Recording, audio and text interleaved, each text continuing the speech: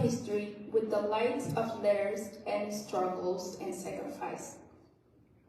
My brothers and sisters of Masalit Nation, today we meet, and the enemies have occupied our land, raped our women, looted our wealth, destroyed our homes, and burned everything we once had. They even avenged us by burying our brothers alive and with no mercy, and the body of our martyred hero, Khamis Abbakar, in celebration of their so-called victory. Yet they are fully aware that revenge of Masalit is inevitable. They appointed their great devil, Tijani Karsol, as governor, mocking our souls, our history, and our heritage. They turned the West Darfur region into a place that is described by global media organizations as the worst place in the world in the 21st century, and indeed it was.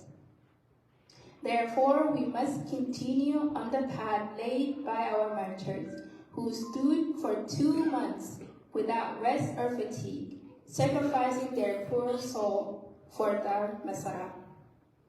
They made history and added new chapters to the battles of Daroti and Kende. They installed in us the spirit of sacrifice, faith, patience, and determination to achieve victory and the return of Dar Daroga as a city. We will continue to hope for this with all our strength, day and night, for the last Masalit on earth.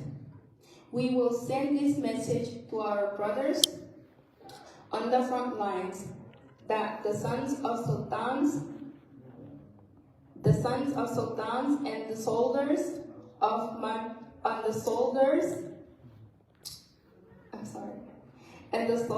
the martyr Sultan Tajuddin in America are ready and will not hesitate to answer the call of the homeland at any moment. Dear attendees, the suffering of the Masalit is part of suffering of all the Sudanese tribes in this war. We believe that we are a vital part of the whole body of Sudan, made up of this beautiful fabric which we take pride in. The Masalit people played a prominent role in performing the geographical borders in Sudan through their voluntary union in the 1919 Golani Agreement. Our ancestors worked with strength and courage to defeat the French at the Western Intrigue to ensure a unified Sudan.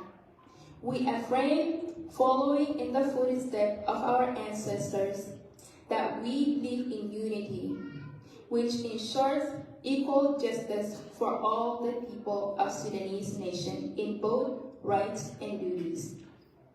For this, we sacrificed 10,000 martyrs in this battle, and we will not retreat until every part of Sudan is cleansed from the filth of these criminal rapid support forces. Thank you.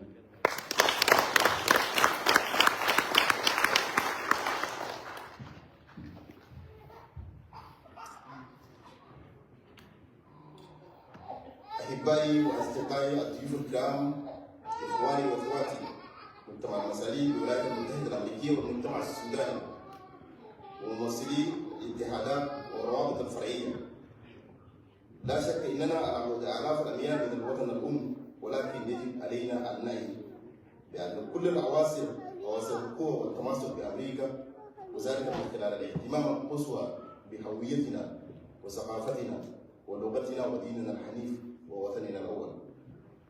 وتعتبر هذه الصفات المداخل الرئيسية لتكون مقبولا في هذا المجتمع قبل أن تتم الانضمام إليها. من هنا يجب علينا أن نمد أيدينا مع بعضنا البعض، ننسج المحبة والاهتمام والاحترام المتبادل، ونحمل هم الوطن الأول والسودان ودارفور ودار اللوكا ونقف للأهل ونهتم بشؤونهم وقضاياهم لكي نكون نبراسا وقدوة للذين يأتون من بعدنا من أجيالنا بأمريكا ليحملوا شؤونة الأمل والتقدم والازدهار للعهد السوداني.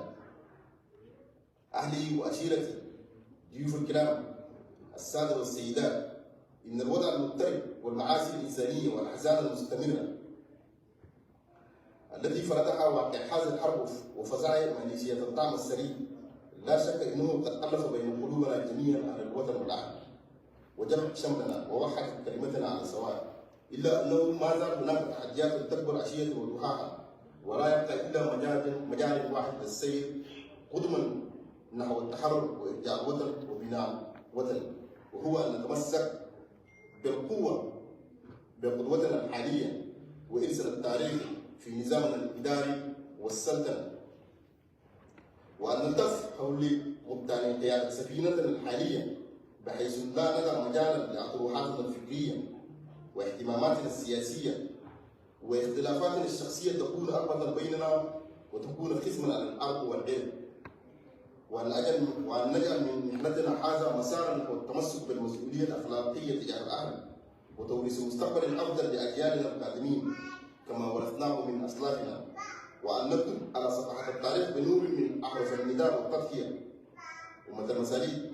اليوم نلتقي قد احتل العدو وطننا واغتصب حرائرنا ونهب اموالنا ودمر بيوتنا واخرق اليابس والاخضر وانتقم منا حتى دفن اخواننا احياء ومثلوا بجسد الشهيد البكر كميس عبد الله بكر ابتهاجا بالنص، ولكنهم مدركين تماما ان ثأر المساليب قادم لا محاله، ونسبوا شيطانهم الكبير تجاه كرشور واليا لغرب دارفور مستهزئين بارواحنا وتاريخنا وارثنا، وجعلوا من ولايه غرب دارفور منطقه يوسف من قبل المنظمات الاعلاميه العالميه بانه اسوأ مكان للعالم في القرن ال21 وقد كان ذلك، وعليه يجب ان نواصل في نفس منوال شهدائنا الذين سمروا شهرين متتاليين دون كلل وعناء فداء ارواحهم الطاهره لدار المسارات، وبذلك صنعوا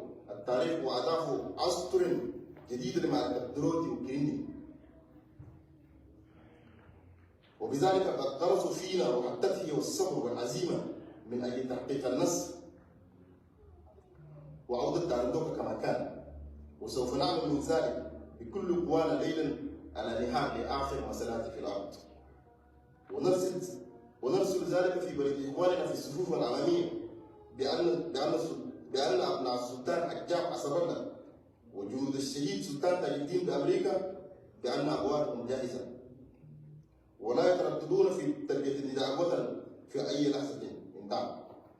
الحضور الكريم اخواني واخواتي سادة الضيوف، ان معاناه شعب المصاليب هو جزء من معاناه كل القبائل السودانيه في هذا الحرب، وبذلك نؤمن باننا عضوا من الجسد الكامل للسودان مكونه بذلك النسيج الجميل الذي نفتخر به، ولقد لعب شعب المصاليب دورا بارزا في تقبيل البقعه الجغرافيه للسودان الحالي، وكان ذلك عبر انضمام الطوي باتفاقيه بولاني عام 1919، وقد عمل اجدادنا بكل قوه وشجاعه لهزيمه الفرنسيين في المدخل الغربي حتى يكون السودان موحدا بشكله الحالي، ونؤكد على اخواننا واخواتنا الذين يتشاورون معنا بقعه السودان الطاهره، نؤكد لهم اننا على خطايا اجدادنا باننا نؤمن بالوحده التي تؤمن لكل شعوب الامه السودانيه العداله المتساويه في الحقوق والواجبات والحياه الكريمه دون تمييز، ولذلك قدمنا 10,000 شهيد في هذه المعركه، وسوف لن نتراجع حتى نرى كل بقعه في السودان تتطهر من دنس هذه القوات المجرمه، قوات الدعم السريع. اخواني واخواتي، في هذه اللحظه اقدم لكم ممثل الجاليه السودانيه بمدينه دايتون الاخ هاشم زكريا. Ladies and gentlemen, at this moment, I present to you the representative of the Sudanese community in Dayton, Ohio, Brother Hashim Zakia. Welcome.